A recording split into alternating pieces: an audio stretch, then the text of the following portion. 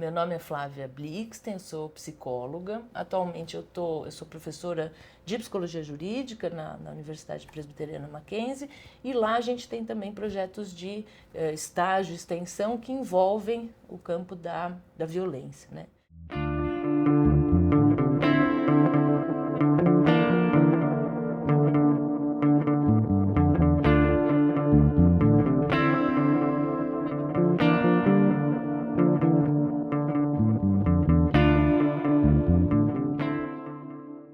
Então, no campo da infância e adolescência, o que a gente percebe é uma dificuldade de acessar dados, de mensurar situações que acometem crianças e adolescentes, como nas minhas pesquisas, as internações, e no campo da violência, do abuso sexual também, porque a gente enfrenta uma questão que é um silenciamento das crianças e adolescentes. Então, vou contar uma história longa, mas para a gente pensar da onde que isso vem, né? Então, a gente tem lá, vou voltar no Brasil colônia, né? Criança, na verdade, não tem nenhuma importância como grupo social, né? A gente vê o aparecimento da infância no Brasil quando a gente começa o período da República. E é interessante pensar porque neste período tem este movimento de construção do país, né? O que será este país? Então a gente tem, né, uma organização, tem um casamento de muito sucesso na verdade um casamento entre o Estado e as ciências médicas. Eu ia brincar de dizer que era um trisal porque as ciências jurídicas também entram, né, neste casamento de muito sucesso. Mas a gente tem esse momento, essa junção, porque o Estado precisa reorganizar a sociedade, e aí cria-se essa perspectiva de que a criança é o futuro da nação. Então precisamos olhar sim para as crianças, e a medicina entra como aquela que vai dizer, né, ajudar o Estado a reelaborar condutas de comportamento. Então a gente tem toda uma reordenação nas cidades, né? Mas também desse ponto de vista de pensar o comportamento das pessoas, a família e assim por diante. Portanto, esse casamento eu brinco que ele é de sucesso porque você pode, ele é muito eficiente no controle dos comportamentos. Então eu posso pegar esse livro e dizer assim, olha, não mexa nesse livro, e deixar guardas, né, aqui de vigia. Ou eu posso dizer assim, pode mexer no livro, não tem problema, mas parece que quem mexe nesse livro pega uma doença muito grave. Portanto, o discurso médico, das ciências médicas, ele é importante no controle de comportamento. O que começa a acontecer, então? Como a gente tem essa construção precisamos cuidar da população, precisamos refazer os comportamentos, e a criança é o futuro da nação, então a criança passa de um grupo social ignorado para um grupo prioritário. Agora, é muito importante que desde o início essa atenção à infância, ela não é feita logo de início a partir da infância. Não é olhando para a infância ou percebendo a infância, mas é o adulto que eu quero que ela seja.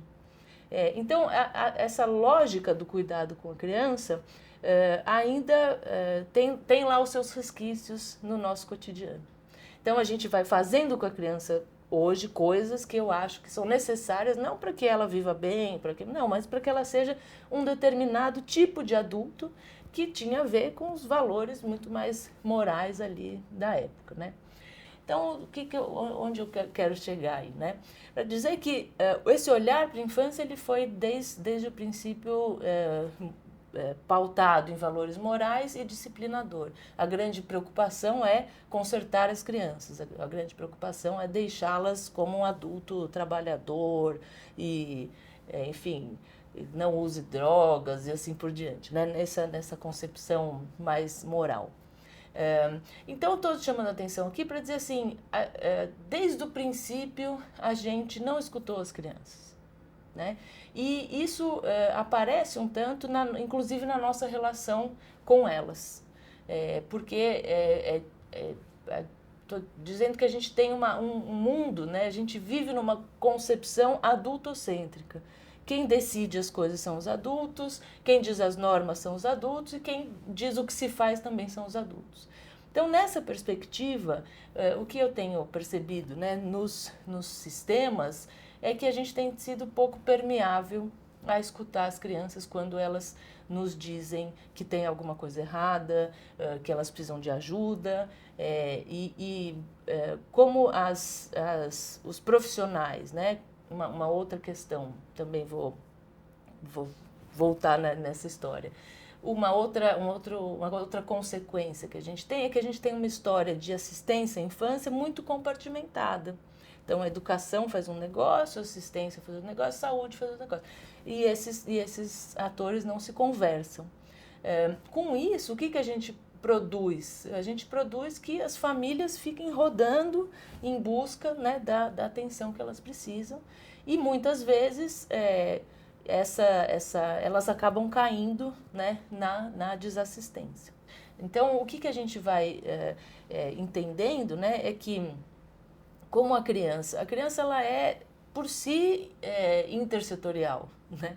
Ela passa por uma escola que fala por ela mora num lugar, ela, né, tem um mundo de muitos setores que a atravessam. E esses setores, eles precisam necessariamente estar conectados, porque senão é como uma rede de pescador, né? Tem os pontos e tem a linha que junta esses pontos e aí ele sustenta. Se não tem a linha, né, faz este vão de desassistência. Então, pensando sobre, né, o acolhimento dessas crianças.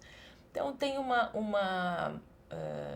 tem essa primeira camada, né, que eu estou chamando atenção aqui, dessa necessidade, né, de uma transformação no modo como a gente percebe as crianças e adolescentes.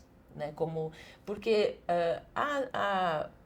eles serem, né, a definição de que eles são seres em desenvolvimento só significa uma diferença nesse sentido. Não significa que porque eu sou adulto desenvolvido eu posso, né, tenho meu desenvolvimento completo, eu tenho poder sobre essa criança, e isso tudo é muito confuso. Então, acho que a gente vai estabelecendo com as crianças uma atitude muito disciplinadora que tem a ver com essa história que eu contei anteriormente. Portanto, é difícil escutar a criança sem ter essa gana de disciplinar e mostrar para ela se isso é pertinente ou não é pertinente. Então, a gente vem nas transformações da legislação de garantir esse lugar para a criança e adolescente, mas ainda precisamos caminhar no sentido de pensar como é que essa rede vai escutar isso, né? E como é que a gente vai quebrar aquela percepção de que não, a família cuida porque afinal ela ama, porque a família precisa de ajuda, né? Então, como é que a gente tem dado assistência às famílias? O que a gente vai percebendo é que muitas vezes os serviços eles têm eles se colocam longe, mas quando a família chega perto, ele responsabiliza. Então, eu já ouvi coisas do tipo, essa mãe não nasceu para ser mãe. Como assim? Ela é mãe, né? Então, ou então, mas também com esse pai, mas também... Então, muitas vezes a família, ela é mais entendida pelos serviços como alguma justificativa daquilo que deu errado, né? Do que como uma instituição que precisa de cuidado. Né? Porque eu, nesses anos, trabalhando nessa área da violência, eu estou convencida de que não é um plano. As pessoas não se casam com, eu espero que daqui a um tempo a gente esteja numa relação violenta. As pessoas não têm filho desejando que, né, eu estou convencida disso, que na verdade é alguma coisa que as pessoas podem fazer, né, naquele momento. Então, por exemplo, as situações de violência sexual, as mães são muito julgadas pelo sistema. Como que não denuncia? Então não gosta, então como é que não denunciou? Então, sendo que se a gente se colocar nessa posição de julgamento, a gente afasta as pessoas e absolutamente não consegue escutá-las, né? Então, a gente tem esse grande desafio, que é pensar como a gente escuta as crianças e leva a sério o que elas estão dizendo, como é que a gente escuta as famílias e entende as famílias como um grupo que precisa de ajuda, e como que a gente vai articular os serviços sem deixar essa tarefa para as famílias. É importante que a gente, neste campo, no campo da família principalmente, onde acontece, né, muitas vezes, na maioria das vezes, o abuso sexual, ele é um campo ambíguo. Eu brinco, tem uma linha fininha entre o amor e o ódio, né, dentro da família. Então, ele é um campo de sentimentos ambíguos, que está permeado pela justiça, e a justiça ela tem um processo.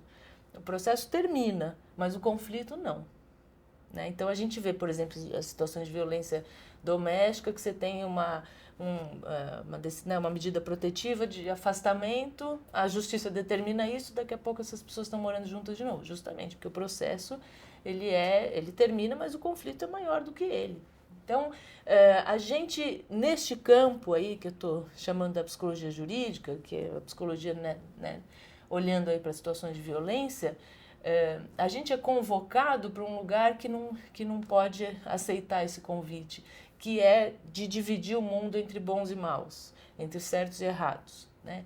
Porque não está aí essa lógica. Então, é uma lógica da ambiguidade, de que eu gosto e não gosto daquele que me fez mal, eu gosto e não gosto daquele que me bate, a minha mãe também gosta e não gosta. E se o profissional toma, né, este lugar como juiz, né, ou como, então você é o bonzinho, ele é o malvado, a gente simplesmente não consegue escutar aquilo que essa família está trazendo, né, que é justamente essa complexidade. Sobre os traumas, né, ou as consequências, é uma questão muito importante da gente pensar, de uma maneira, também vou convidar para a gente ampliar, né, e pensar nessa discussão. Porque, então, o que a gente está conversando aqui é que existe uma violência institucional que passa os serviços que olham para a infância, né, e que, por conta disso, elas são desassistidas. Isso acho que é muito importante. Porque, novamente, eu acho que a consequência, digamos assim, né, ela depende disso, do quanto que essa criança teve de assistência ou não.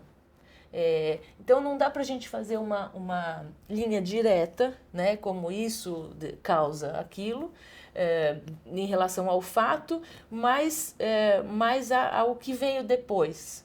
Então, o que a gente vai, nesse sentido das situações de cronificação, por exemplo. Uma coisa bastante que a gente percebe no nosso dia a dia assim, vou dar um outro exemplo. De uma família que ela teve, essa mulher teve a filha retirada, né, para um SAICA, um serviço de acolhimento, e, enfim, a gente estava ali trabalhando para ver como ela poderia retornar e tudo mais. Quando a gente vai conversar com essa mãe, a gente vê uma questão transgeracional de uma violência sexual que foi passando, né, pelas gerações. Então, isso é um efeito que a gente vê, né? Se as situações não são cuidadas, se a família não tem assistência, isso tende a se repetir. Isso como uma consequência dessa desassistência, né? Então, acho que não dá para a gente dizer, né, isso causa isso, ou então a pessoa ela vai ser necessariamente... Agora, sem dúvida alguma, faz diferença se isso é tomado como uma questão individual ou se isso ressoa. Então, a gente tem visto, por exemplo, as situações, né, a discussão tão importante do racismo, que era uma coisa colocada no sujeito, então é um problema seu, lide com isso, e agora a gente está ampliando essa discussão para compreender que isso é um fenômeno e que isso causa impacto na saúde mental, o racismo, né, de uma forma geral. Então, acho que é neste mesmo sentido, né, tem uma outra violência quando eu sofro aquilo e isso é silenciado, não posso falar com ninguém, eu acho que só eu passo por isso, eu acho que a culpa é minha e então eu não tenho o que fazer. Então, é muito importante para a gente né, minimizar, né, para a gente lutar contra este fenômeno da violência, que a gente fale sobre isso. Muito importante que a gente fale sobre isso nas escolas, que a gente fale sobre isso nos espaços e que a gente, inclusive, envolva as crianças, né, ativamente nessa discussão. Então, essa talvez seja o grande fator protetivo, né, que a gente abra realmente espaços de conversa, mas essa conversa tem que dar em alguma coisa, senão não é escutar ninguém. E que a gente possa tomar a questão da violência sexual exatamente como um problema nosso, não daquela família. Aquela família que é assim, que é não sei o quê. Mas não, isso é um problema da sociedade, porque a gente compõe uma sociedade em que isso é possível, em que isso pode acontecer, em que, inclusive, por muitas gerações, porque é assim mesmo, as coisas acontecem assim. Então, neste sentido, é que eu vou dizendo dessa questão dos serviços, né? Como é um assunto duro, né? Então, verdade, é um assunto muito difícil, mas ele existe. Então, como é que a gente lida com ele? E aí, quando eu falo isso, mesmo lá quando eu estava lá na educação, as pessoas falam, como? Né? Não, é justamente isso, não tem uma receita. O que é preciso, por isso, pela complexidade. Então, o que a gente precisa pensar como que eu posso me despir, né? O meu saber técnico, ele não pode me enrijecer. Não posso não, isso aqui eu não faço, né? Então, como que a gente convoca os serviços para pensar para cada situação o que fazer? O nosso foco é pensar, estamos atendendo a necessidade das pessoas e, mais do que isso, o meu serviço está articulado com quem? Então, eu dou supervisão em alguns serviços, né? Da saúde pública e privada também. E uma coisa que a gente faz é pegar o serviço, a gente faz uma coisa que chama ecomapa, e aí a gente vê, bom, o que tem em volta, né? E desenha mesmo, o que tem em volta. E depois a gente vai qualificando as relações. Então, o BS, qual é a sua relação com a escola? Ah, super distante. Então não pode ser. Então você muda o foco e coloca no serviço, né, a incumbência de fazer rede, de conhecer rede. Não porque não conheço aquela escola, não tem ninguém. Não, você tem que conhecer a escola porque ela está no seu território. Pensando na atualidade, acho que esse é um tema duro e a gente percebe, né, a necessidade de muitos avanços, mas isso não pode, a gente não pode deixar de ver os inúmeros avanços mesmo que tivemos, né? Então, a própria legislação, o ECA e depois os desdobramentos que tem, isso é sensacional, né? É importante que a gente sempre marque, né, que é uma virada histórica e que a partir dela surgem mesmo dificuldades. Então tem uma questão que eu acho interessante, né, nessa minha atuação em relação à inclusão escolar. Muitas vezes tem poxa, mas é difícil, é muito difícil, e eu acho que é interessante pensar assim, é difícil porque nunca fizemos. Então tem muitas coisas que estamos fazendo agora, implementando agora, que é difícil sim, justamente porque é novo, porque a gente está fazendo isso agora, porque a gente está olhando para essa situação desta maneira. E isso a gente nunca fez antes. Então acho que tem uma questão que a dificuldade não pode nos parar. Na verdade, a dificuldade tem que servir como um motor para entender que estamos indo no caminho certo. Porque o que fizemos, a gente já sabe os resultados, né? A gente já sabe os resultados, né, dos processos isso de exclusão, dos processos de silenciamento, né, do sofrimento importante que causamos nas crianças. A gente já bateu nas crianças na escola, porque a gente achava que elas iam aprender, né? E entendemos que não é esse o caminho. Então, eu acho que é um momento importante e que a gente tem no nosso passado dicas do que sustenta isso, e uma dessas questões é isso que a gente está falando do silenciamento. E a outra questão, a questão da participação social das crianças, pensar como é que a gente abre esses espaços em que o que elas falem seja efetivado. Mas só de estarmos aqui, né, da gente ter tantas outras projetos, intervenções, né?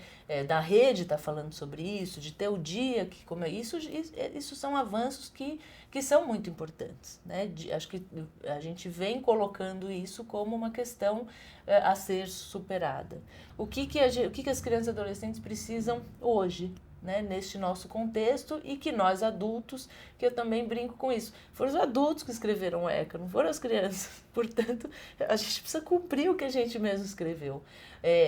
Não que é fácil, mas é isso, né? A dificuldade não pode ser justificativa da gente parar de tentar. Então, entender também, me sinto um pouco como trabalhando na infância como um ator de uma revolução, e que as revoluções não são fáceis, e nem sozinhas. Então, como revolucionários da infância, a gente precisa estar junto com as crianças e fortalecidos, né, para que essa luta não cesse.